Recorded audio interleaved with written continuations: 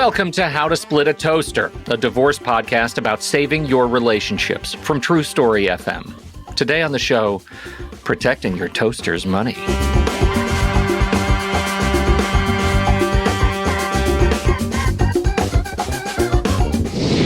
Welcome to the show, everyone. I'm Seth Nelson, and I'm here as always with my good friend Pete Wright. If you're newly divorced, this episode is going to hit home because today we're dealing with one of the central questions that forms the overall arc of your divorce story. How do you handle the money? This week on the show, we have a guest seasoned in helping the, quote, suddenly single, end quote, through the uncertainty, a financial educator for his clients and how to avoid the financial vultures that circle the divorce process. Simon Brady, welcome to the Toaster. Thank you for having me, guys.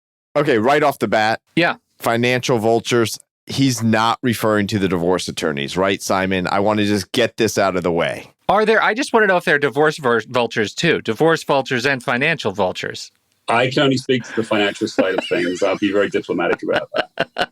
Oh, that sounded generous. like a yes. There it did sound like a yes to me too, Your Honor. All the divorce attorneys I've met have been very, very nice people. Yes, in his British accent with his stiff upper lip. Look at this. He's so diplomatic. Look, Simon, I'm really glad you're here today because we've talked about, we've talked about money issues before, but you bring a vast experience to in just markets and the broader economy, and somehow you landed on this, helping people to relate to their financial situation at a very individual level. And I'm curious, before we start, how did you get here from there? Well, the there you're referring to was a 25-year career, essentially on Wall Street.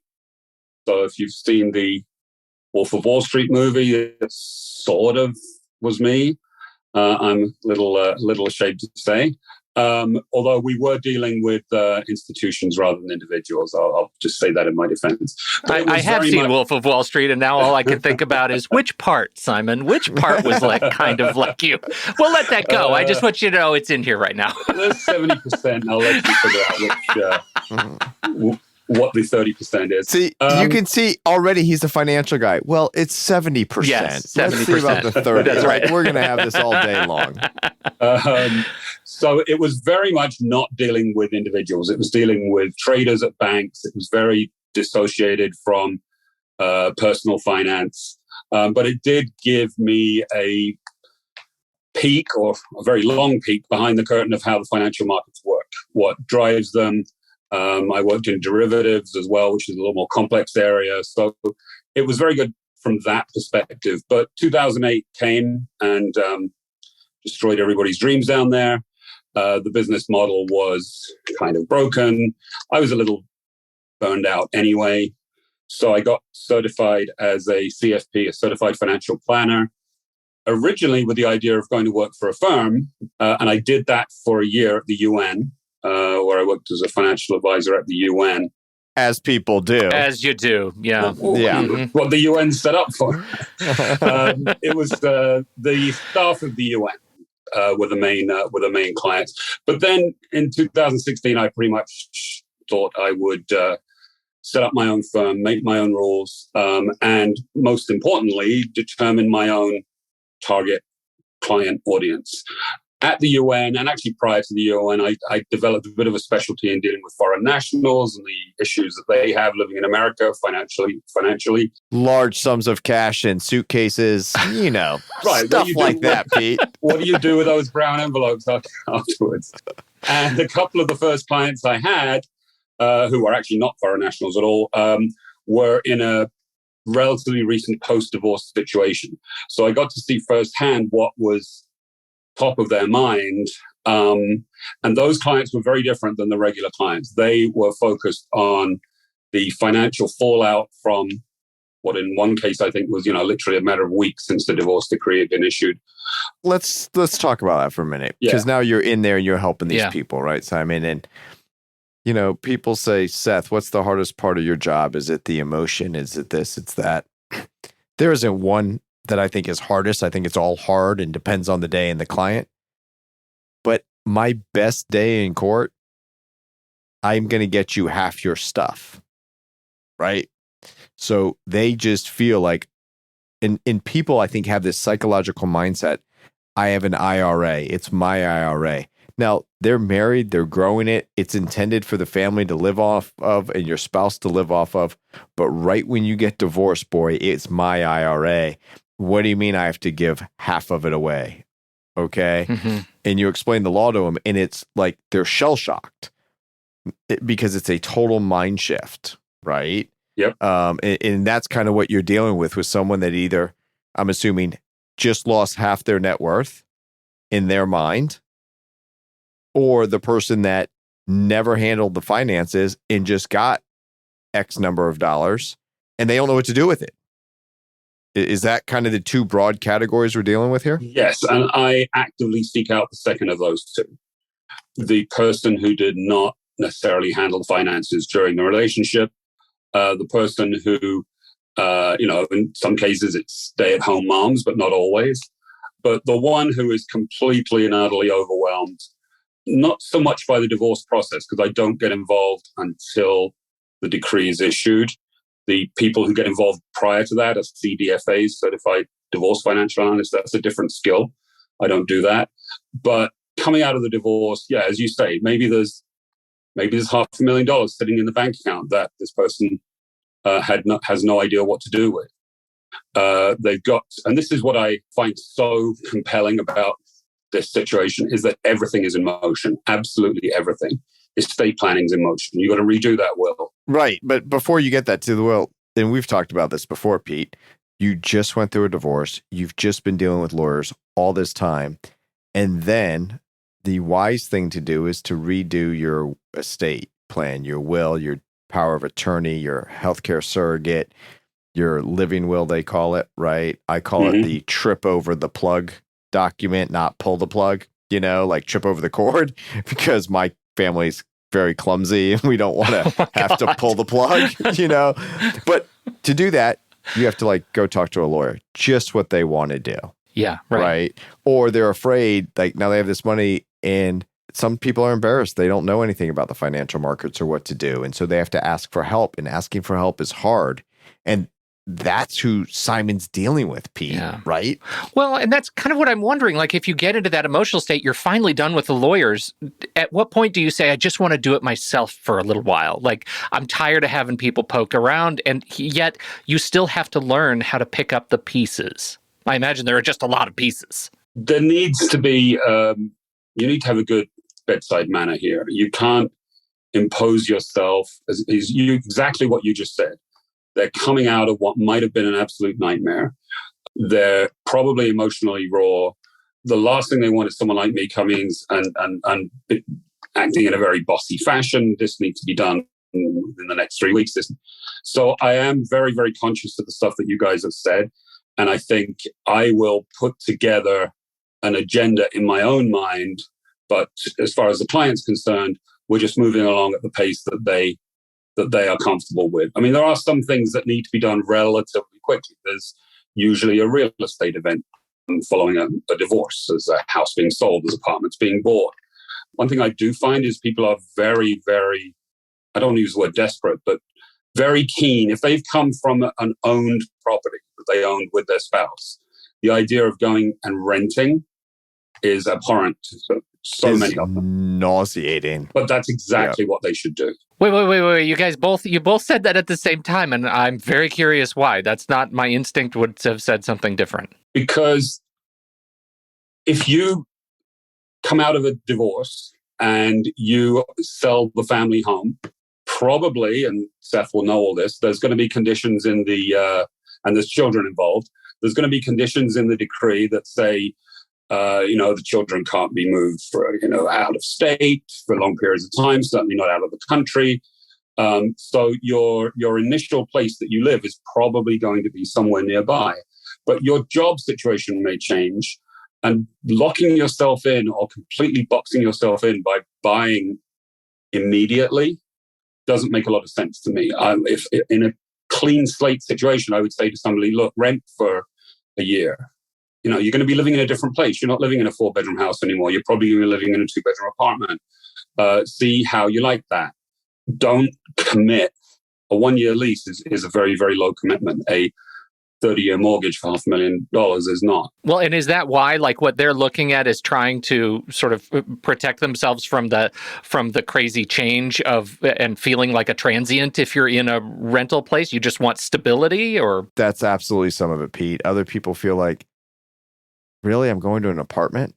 Yeah. Right? And so then I'll tell them, rent a house.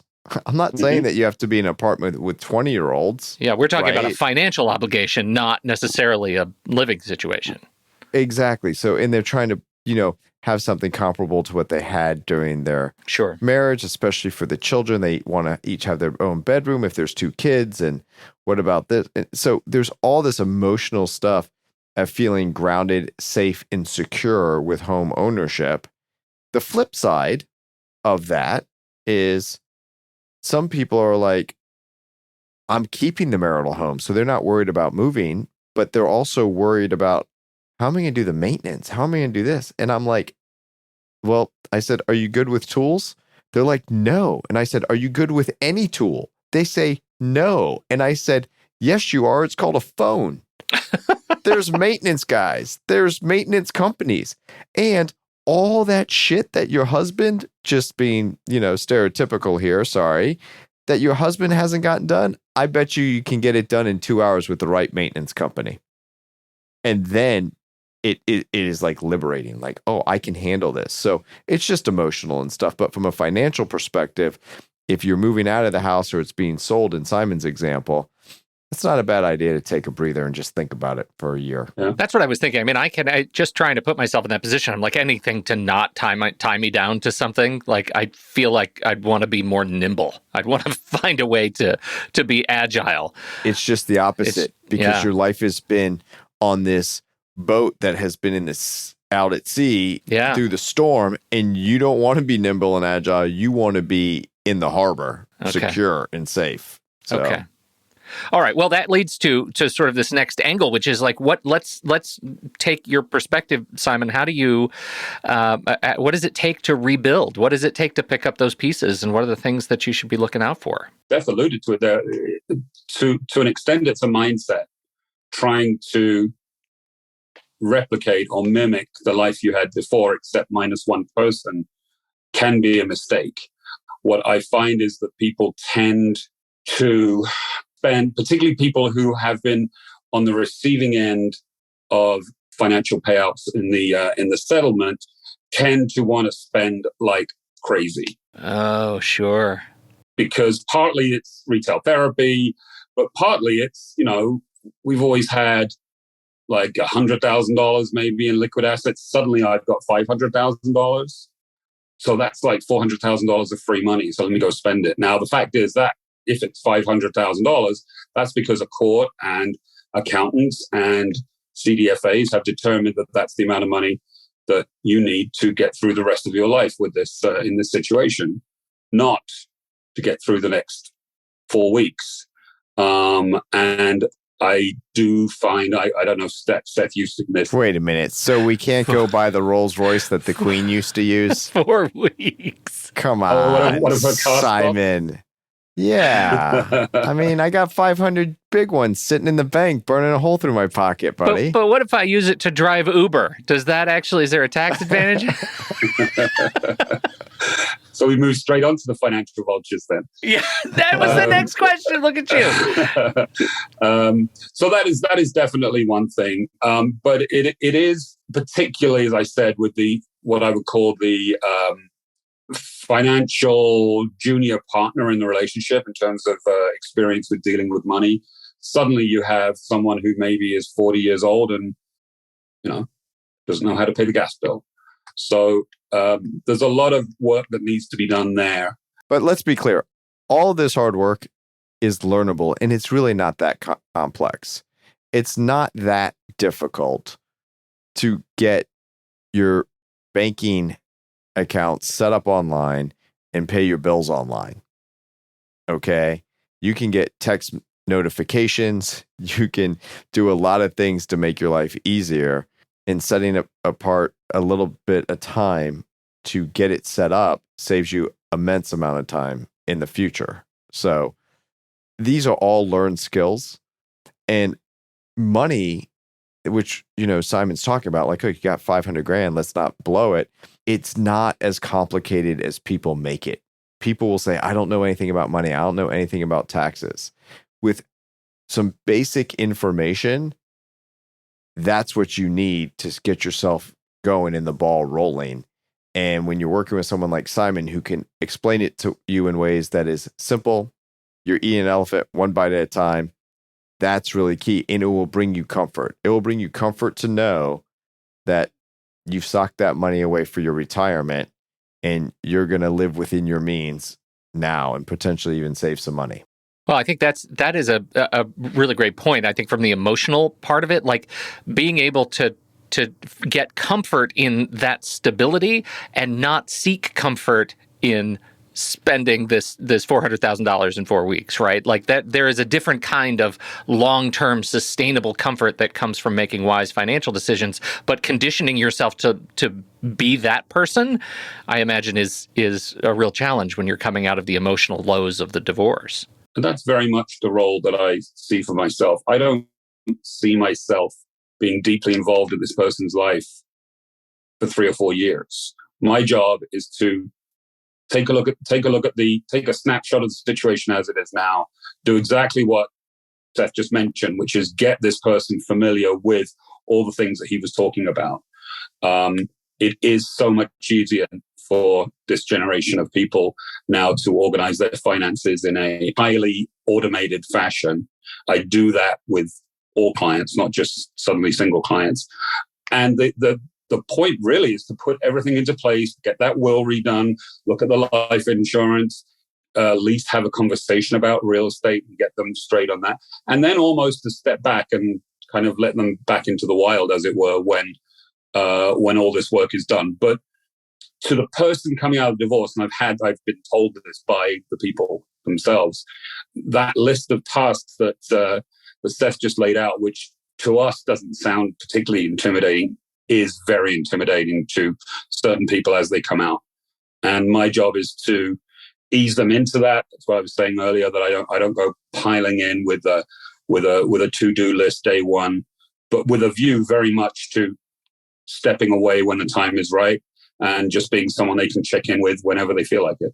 So let's talk then about the financial vultures. You make mention to the financial vultures, and I am gathering that is a representation of some of the pitfalls, the ways others can take advantage of your money. How do you define a financial vulture, and what do you do to help? If you're interacting with a financial advisor or interviewing a financial advisor or considering a financial advisor, the most important thing to understand about that advisor is how they are compensated, because that will tell you exactly what the relationship will look like and feel like. So I'm paid by the hour. I'm probably paid very similarly to a lawyer. I create an agenda with people. We go through the agenda every month. I send a bill, says I worked 6 billable hours for you this month. My hourly rate is this. Please pay me that. So clients are paying me for my time. I'm not receiving any money from any other source, such as an insurance company to sell policies, or an investment company to promote a particular type of investment, a particular fund, or anything else. So I am what's called a fee-only advisor. 100% of my compensation comes from the client. And that's either in terms of invoiced fees for time or for asset management fees if they choose for me to directly manage the assets. When Simon's compensated that way, he has no financial benefit to put you in one life insurance policy versus another. Or any, for that matter. Right. Very good point. So he's getting paid by the hour. You're asking his advice and counsel. He says, here are your options. No life insurance, term life insurance, which is for a set period of time. You pay your premiums. If you die in that time, whoever your beneficiary is gets the money. If you outlive the term, the policy ends and no one gets anything, but you don't pay the premium anymore. Or whole life insurance, which goes till you die and somebody gets it, but you pay for a long time. There are financial planners that have contracts with life insurance companies to put the financial planning client into those life insurance policies as a step, and then the financial planner gets compensated for that. There's nothing technically wrong or just, it's not unethical or anything of that nature, but it changes the dynamic, especially if your advisor is not letting you know that's how they're compensated. It's one thing to say, if you go to this policy, this is what I'm going to make. Mm-hmm. There are other policies out there that I won't make money on. We can look at those too, right? But, so that's what we're about to talk about next. But Simon doesn't get any benefit from where, if you want to buy all Apple stock, buy Apple stock, right? It doesn't matter from a financial perspective. Did I get that right, Simon? Yeah, essentially, yes. In fact, it's a legal obligation. My recommendations have to be in what I believe to be my client's best interests at all times. So if there's investment A versus investment B, my only criteria for recommending A over B or B over A is that I believe it's in the client's best interests. Among the other 90% of financial advisors, anyone who works for a bank or a broker or a credit union or anything like that, those people are paid to promote as much of product A as possible. They're not going to even talk to you about product B because it doesn't make any sense, no financial sense to them. And the other very important distinction here is that those financial advisors who are paid transactionally like that, they can't make money unless they're lawyers. They can't make money out of a 3-hour conversation with a client about why they need to change their will because there's no transaction there. So they're not going to do it. They have no incentive to talk about debt management to clients because they can't monetize that. In most cases, they can't even monetize college planning.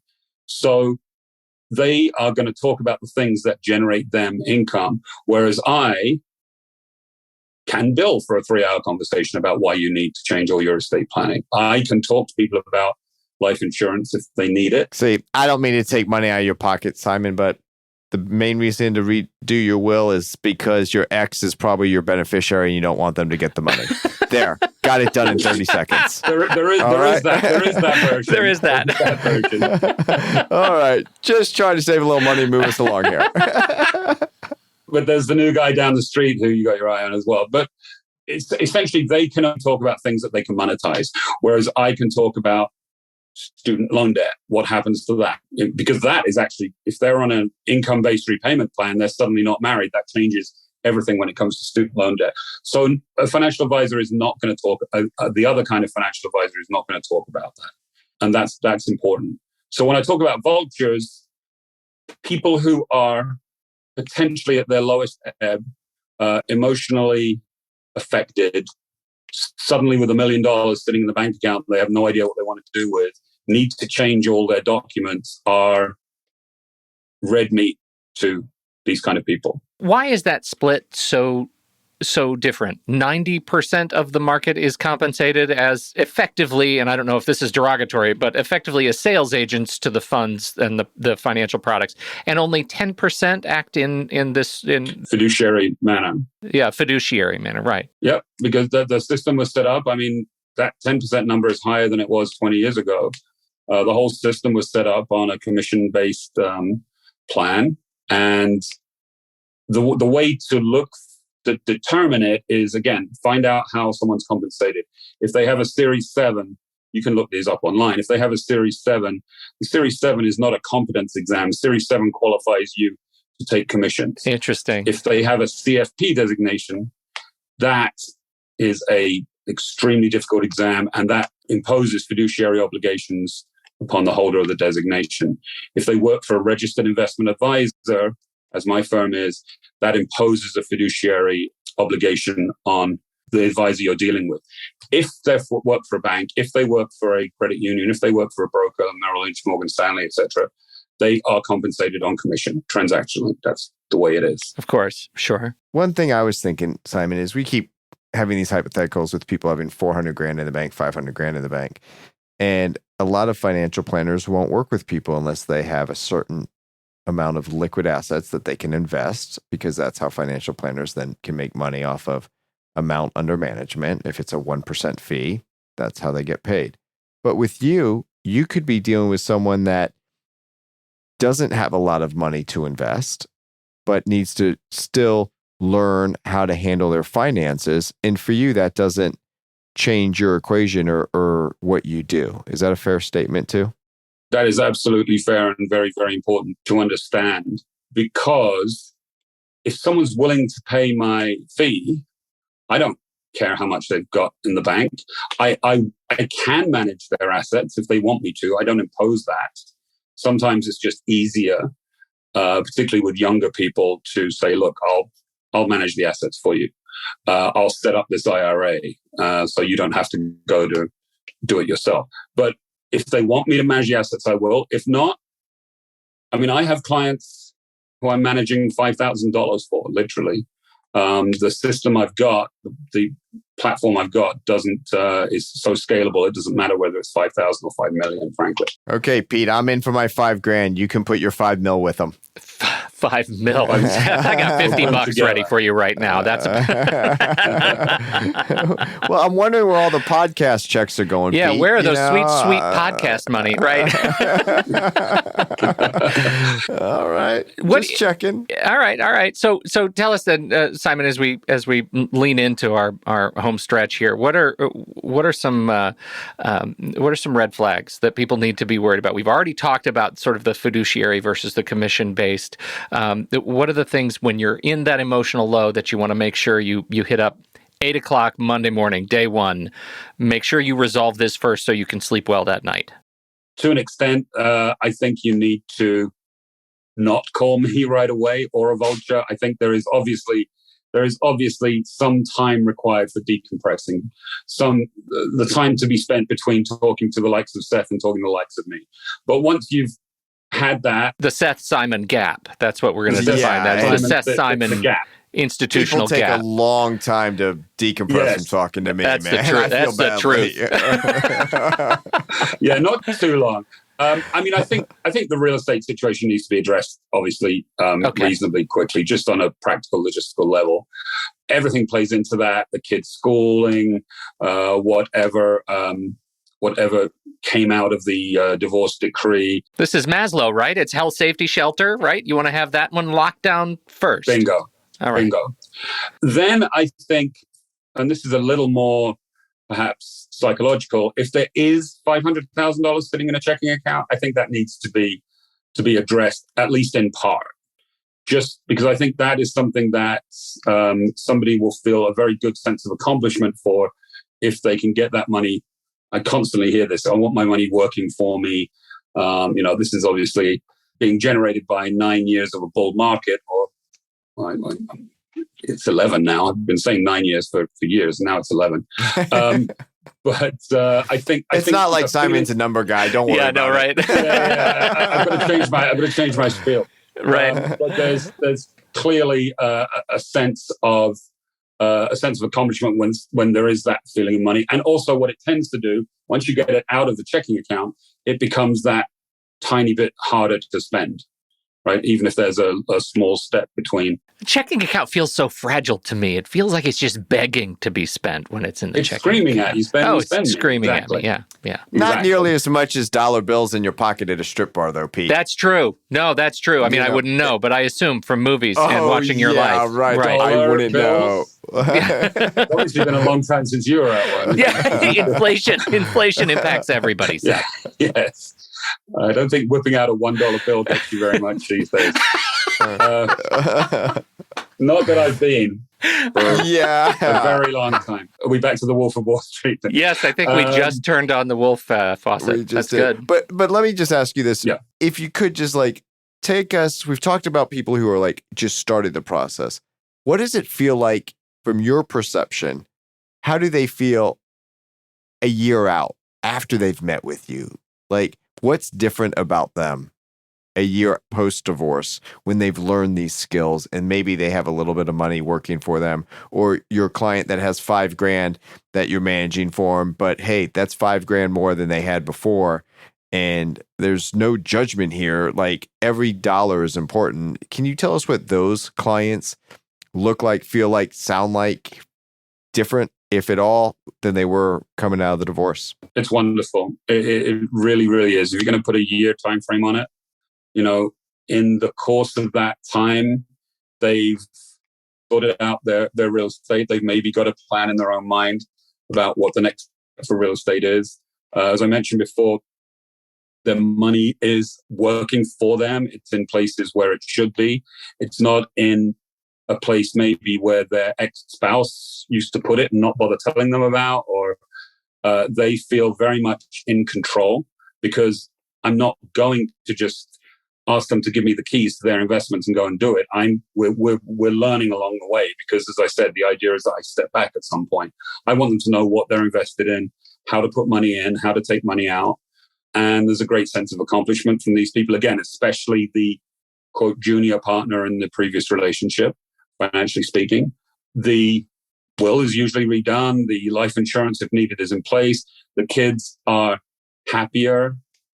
I'm really glad you asked me that question, actually. It's really, really gratifying to see these people a year later. It's wonderful. Well, I'll confess to you, I asked it because I went through it.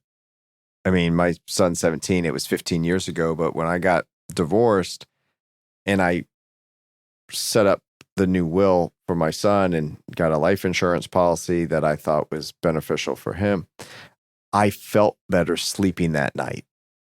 Yeah. After I had that stuff done, knowing that, God forbid, if something happened to me, at least he was taken care of financially. And I'll share this. And I know we're coming up on Thanksgiving, Pete, and I'm actually spending Thanksgiving with my son and my former spouse and her family. So I'm hoping they don't listen to this podcast, because I'm going to get in trouble here. I called my former spouse when I was changing some life insurance around. And I said, hey, can I have your daughter's social security number? It used to be my stepdaughter, because if something happens to me, I want to leave some money for her in my life insurance. And she goes, yeah, but you don't need to do that. I said, I would really like to do it, though, if that's okay with you. And she goes, of course, it's very generous. You don't need to. And I said, listen, for the amount of money I'm getting for Kai, to add some on for her, it's like I have to pass on one beer. Another $10 a month gets me plenty to leave for her, right? Yeah. And I said to my former spouse, I said, please don't ask me how much life insurance I have for the kids, because I'll tell you, and I'm afraid that I'm going to get whacked by you, right? And Pete, she paused and said, oh, the time for that has passed.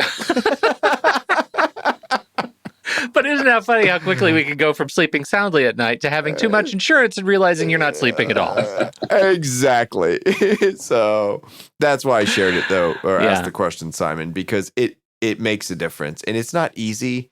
Nothing is easy to get over the fear factor, but it's not as hard as you make it out. The worrying about it is worse than the doing it. So I would encourage people to reach out to guys like Simon and get it done. Simon, what's your do you have a jurisdiction to check, or do people just have to be in New York to work with you? Or I can work with people in actually in any state other than Texas or Louisiana, who have their own little rules for their own financial advisors. I can work with as many people in New York as necessary. That's why I'm registered. But also, there's a de minimis amount of people you can have in every other state. So I can work with most people. Okay. Well, because, Seth is in Florida and I am in Oregon. And so, as we're talking about it, if we put your link in the show notes, we want to make sure we can send people to you legitimately. And we should very much do that. So check out the links in the show notes for Simon. You want to talk a little bit about your firm? Where are they going to find you? I've actually just redone the website, which is angliaadvisors.com, ANGLIA advisors.com. Pretty much everything is up there. Prices are there. Everything's transparent. There's a bit of a background on me, the different services I offer. I can deal with people for as short a period of 2 hours, or we can go into a deeper engagement. I did just start putting a few things out on Instagram. Anglia advisors. I don't know how that's going. I do a weekly market report, which anyone can sign up for on the website. So, do you do that as like a TikTok dance video, or have you not gotten into that yet? No, not yet. You're like the third person who asked me that in the last 2 weeks. No, I don't do. What's it called? FinTok. FinTok. That's a thing. Let me tell you, I subscribe to that every night, Pete. Puts me right to sleep. Fascinating. I think my life is worse, actually, knowing that exists. I'm sorry about that for everybody in the field. But Simon, I got to know, you grew up in the UK, I'm assuming? Yep. And where in the UK? I was born and went to school in London, north part of London. And I'm dying. Did you play rugby? Did you play cricket? What did any of those things growing up? Keep trying. Football. There's only one sport, football. Yeah, exactly. Yeah, I didn't do the rugby cricket thing. There's only one my sport. My parents didn't football. have the money for that. Seth's in Tampa, and he rides a flamingo to work. So as long as we're going, we're leaning in. And I actually ride a horse into the woods wearing my flannel here in Oregon. Yeah, so. exactly. I was first in my age group in the flamingo races. Were you really? Yeah, how about that? It's amazing. I mean, the flamingo was a lot younger than me, but All right. Well, hey, Simon Brady, you're a champ. Thanks for joining us on the show this week. We sure appreciate you sharing your wisdom with the Toaster audience. It was a real pleasure. Thank you, guys. And thank you, everybody, for downloading and listening. On behalf of Simon Brady, and you know him, you love him, America's favorite divorce attorney, Seth Nelson, I'm Pete Wright, and we'll catch you next time right here on How to Split a Toaster, a divorce podcast about saving your relationships.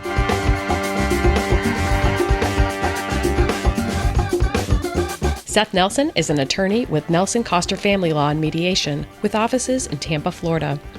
While we may be discussing family law topics, How to Split a Toaster is not intended to, nor is it providing legal advice.